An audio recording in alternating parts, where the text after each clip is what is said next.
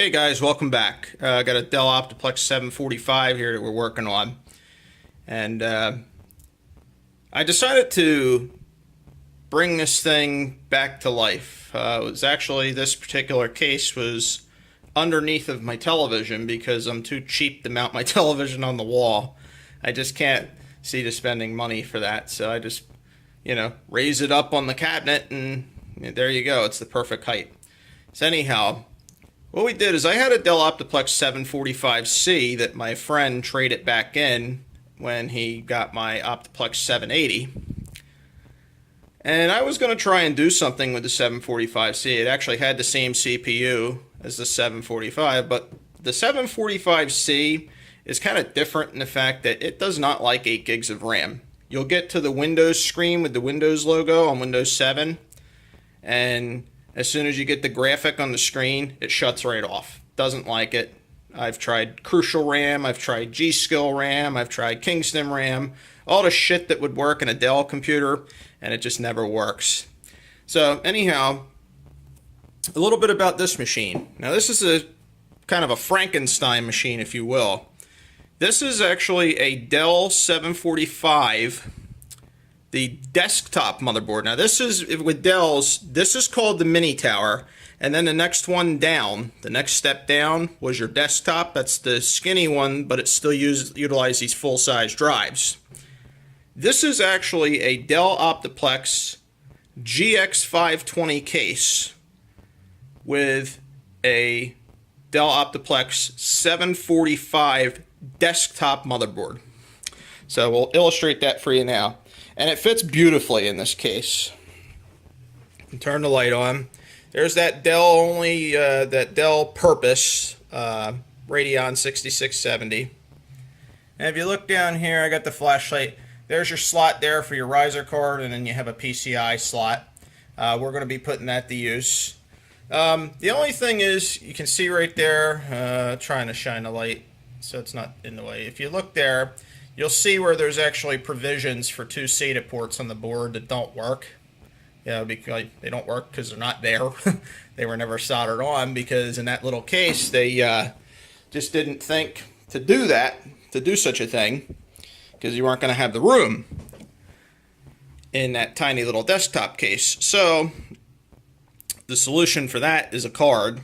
We'll just put a card in there and so this way I can do my 2 optical drives, and then with this one, I haven't decided if I'm going to do a hybrid drive on this thing or a solid state drive, mechanical drive combo like I normally do with a lot of my systems that I've done in the past.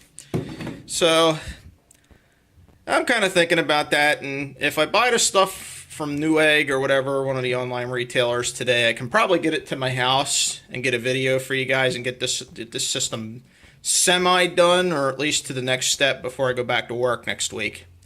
So that's kind of the goal. But, just I'll show you once, before we end the video, because I got stuff I got to do today. I got yard work and all kinds of other shit I have to do today. Going to be putting some ceiling fans in my house too, so I got to go buy that stuff. So just so you can see right there, Core 2 Duo 2.66, it's the 6700 processor, 8 gigs of RAM, 64-bit OS, activate it, no issues here whatsoever. These Dell systems are really good with Windows. So, and I see there's more updates to do on it too. So we're going to play around with it. I mean, this configuration here, it's so much better than the 745C. I think I was running a really slow hard drive in that too. That's probably why the thing crawled at a snail's pace. I mean, it was just painfully slow no matter what I tried to do with it. The 745 is not bad. I mean, I wish it were a 755, so you had the higher front side bus, but we can work with this, and I'll get this thing running decent. It already runs half decent now for what it is, but I'll allow myself maybe up to $100 in upgrades to it, and we'll see what we can get out of it, what kind of performance we can get out of it, and we'll keep you posted. And the other thing I wanted to mention too, guys, the difference here, get the old flashlight again.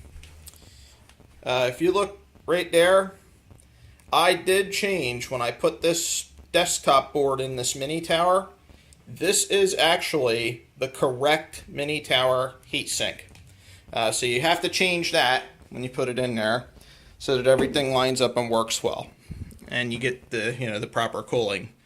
That will work. No modifications made to the board whatsoever, other than just the little bracket that